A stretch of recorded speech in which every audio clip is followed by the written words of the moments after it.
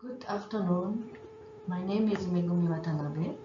I am a program specialist here in this office, together with my colleague, Ms. Jin Fan, Associate Program Specialist working in this bureau.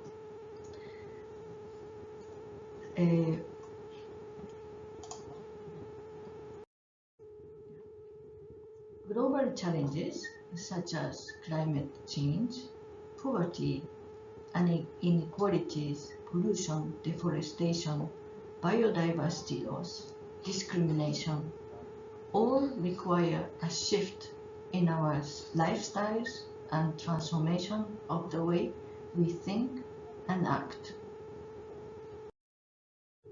As we know, Education for Sustainable Development, ESD, can help us to acquire knowledge, skills, values, and attitudes to make informed decisions and to take responsible actions for environmental integrity, economic viability, and a just and inclusive society. ESD for 2030 is the global framework for implementation of ESD from 2020 to 2030 in response to the increased importance on ESD.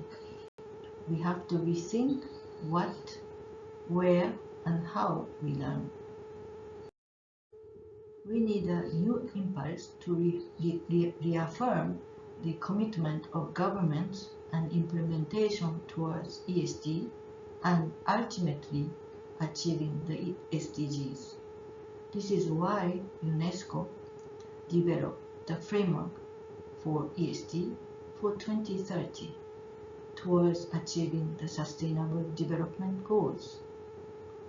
UNESCO offers technical assistance to member states for the ESD for 2030 roadmap for implementation and works with other global partners providing concrete measures to achieve the SDGs. Education is a key enabler. ESD empowers people to change the way they think and act for a sustainable future. UNESCO Regional Bureau for Science and Culture in Europe covers 14 countries of the Southeast Europe and the part of Mediterranean.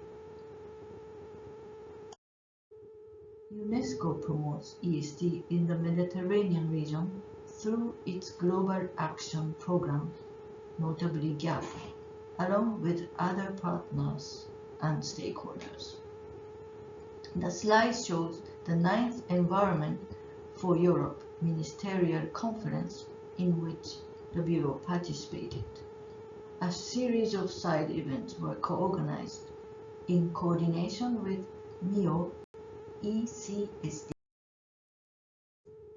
This online course that you are participating in is part of the great work of the Bureau that has been carried out in the region to contribute to ESD in coordination with MIO ECSD within the framework of the Man and Biosphere Program. Our regional bureau is also coordinating closely with our sector, education sector, headquarters in Paris on the newly launched initiative of Intersectoral Program 2, Advancing Environmental and Scientific Education through UNESCO designated sites in the region by mobilizing national partners, schools, site managers, and local communities.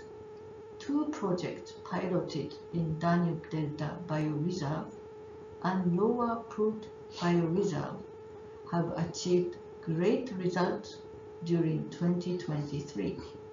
The results are expected to be amplified and scaled up. Thank you for your attention. I now invite my colleague Jin to talk about that of the Aberdeen project.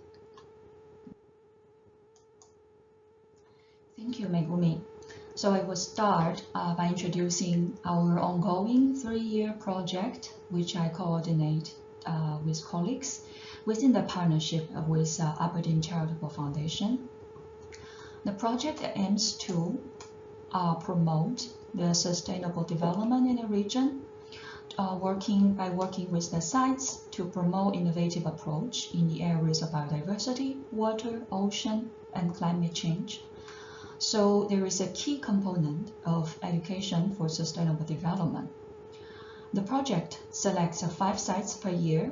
The project results fit within the priority areas of UNESCO scientific intergovernmental programs, including IHP, Intergovernmental Hydrological Program. For the first year cycle, in total, 1,309 students and 65 educators were engaged in the project and benefited from their educational activities. As mentioned, one key component is education pillar for all these projects. So each project team worked closely with schools and transformed the research results into educational packages used in a classroom. Students were engaged in the research process through participatory science approach, such as in the case of Astelusia project, one of the projects for the first year cycle, which has finished with great results. Currently, the project is at its 2nd year cycle. We have in total 10 projects which either have ended with results or are ongoing. Among them, 5 projects are directly linked to water management with a key pillar of water education, which I will focus in the next slides.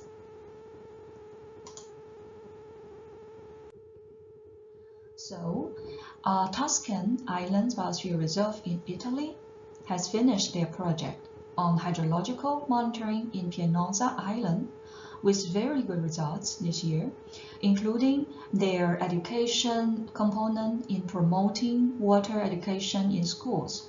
For example, 142 students participated in the 7 seminars on water education. 1,500 visitors have visited the hydrological session at the museum. The results of the project on biological and ecosystem services inventory by the Ori Prespa Transboundary Biosphere Reserve, which is also a World Heritage Site, were impressive as well, with the educational component for enhancing the education component, which refer to environmental education on the Sannam Springs. Among others, 4 educational packages have been developed and are scaled up to the national level and as well as to other countries. The project by the Living Coast Biosphere Reserve is still ongoing in relation to urban aquifers. Its educational component is referring to the use of sustainable urban drainage systems as open labs in schools for students for delivering education on water and climate change. For the 2nd cycle sites, 2 sites started implementing water projects in October last year, while 3 other sites as well started the project, but in different other areas.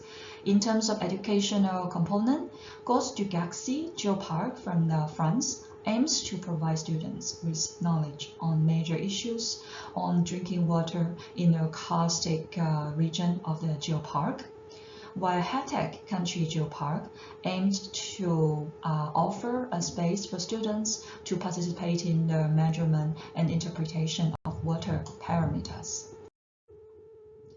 So we'll stop here. Thank you so much for your attention. You are very welcome to share your passion and opinion with us through the link as indicated here.